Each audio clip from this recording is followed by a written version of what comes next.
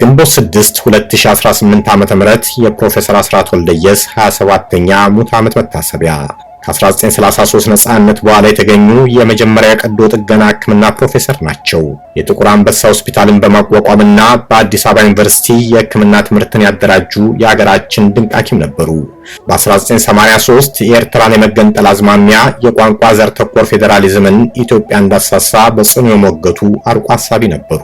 ፖለቲካው በሐሳብ ሳይሆን በነገዳዊነት ምህዋር ሲዞር ስድስተኛ የስሜት ዋሱ ከኢትዮጵያ አንድነት የተሰራው የአማራ ነገድ በብሔር መደራጀትን እንደማነስ ቆጥሮ ያለ ወኪል ተቀመጠ።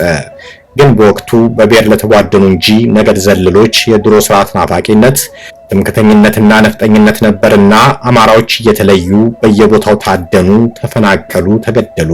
ያን ጊዜ ነው እንግዲህ ፕሮፌሰር አስራት ለ30 ዓመት ያህል ያጠለቁትን ጋዋና ወልቀው የያዙትን የፈውስ መርፌ ያስቀምጠው አማራውን ከተበታተነበት እንደ ሙሴ እየሰበሰቡ በአንድ አደራጅተው ተሟገቱለት፣ ሞቱለትም።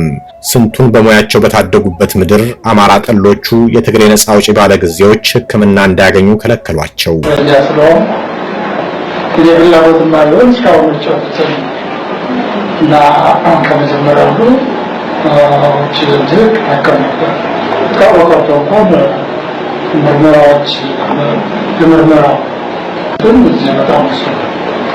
ስለዚህ በእስረኛነት ምክንያት በሌላ ከሌላው እስረኛ ተለይቶ ከዛ ካለሁበት ከእስር ቤት እዚህ እንኳን አዲስ አበባ ያለ ሆስፒታል መጥቶ ለመታከም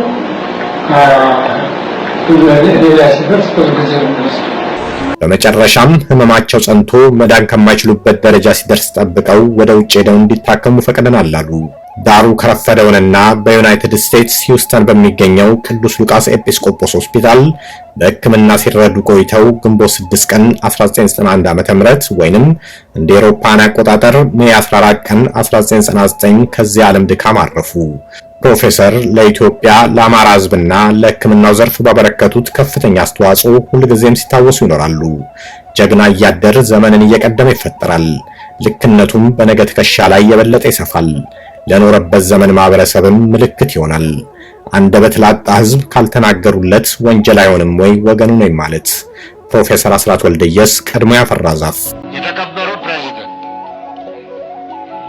ይህ ጉባኤ የሽግግር መንግስቱን ለመመስረት የተዋቀረ ብቻ መሆኑንና በኢትዮጵያ ሕዝብ ስም ምንም ጉዳይ ሊወስን፣ ሊያግድ ወይም ሊሰርዝ አይችልም። ይሄ ቤት ማንዴት አለው ወይስ የለውም? ሰላምን ለማምጣት ማንዴት አለው እንጂ የኤርትራን ሕዝብ አንበረከካለሁ የሚል ካለ መንገዱን ጨርቅ አድርግለት። እኛ ብዙ ጨዋታ ውስጥ የለን። ወደብ የኢትዮጵያ ሕዝብና የኤርትራ ሕዝብ ቅራኔ መነሻው አይደለም መሆንም የለበትም የሚል ፖለቲካዊ ነው። የወደብ አይደለም ጥያቄ፣ የመብት ጥያቄ። ወደብ እንዴት እንጠቀማለን የኢኮኖሚ ጉዳይ ነው። ተረዳቶ ሊያልቅ የሚችል ጉዳይ ነው። የወደብ ቅራኔ የለም። መንግስት ሳይሆኑ ሽግግር መንግስት ሆኖ አገርን አሳልፈው ለመስጠት ተስማሙ። አንድ ድምጽ የዩኒቨርሲቲ ተወካይ ድምጽ ሳይሰጡ ሲቀሩ የተቀራው ተቀብሎት ይሄ ውሳኔ አልፏል ማለት ነው።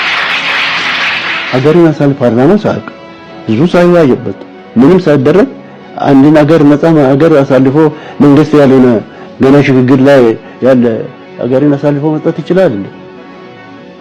አይችልም። ስለዚህ ይሄ ራሱ ደባ ነው። የኤርትራው ፕሬዝዳንት ኢሳያስ አፈወርቂም የሽግግሩ መንግስት ጉባኤ ታዳሚ ነበሩ። በወቅቱ በእንግሊዝኛ ቋንቋ ባደረጉት ንግግር ኢትዮጵያ የአሰብና የምጽዋ ወደቦችን በነፃ እንድትጠቀም ቃል ገቡ። I think it's very logical. በህወሓት የሚመራው ኢህአዴግ ኢሳያስ አፈወርቂ በአደባባይ የገቡትን ቃል እንኳን ሁለት ሀገራትን ሊገዛ የሚያስችል ህጋዊ መሰረት እንዲኖረው አላደረገም። ነፃ ፖርት ሆናል እንደፈለገን እንጠቀምበታለን ከተባለ በኋላ ወደ ህጋዊ ማዕቀፍ ወስደን ባይንዲንግ የሆነ ስምምነት እናድርግ የሚል ሐሳብ አላነሳንም። እንግዲህ ያለ መብሰል ሊሆን ይችላል፣ በዘላልነት ሊሆን ይችላል፣ whatever የተባለ ሊባል ይችላል። ግን ያኔ ወደ ህጋዊ ማዕቀፍ አስገብተን አስገዳጅ እናድርገው የሚል አቋም አለ።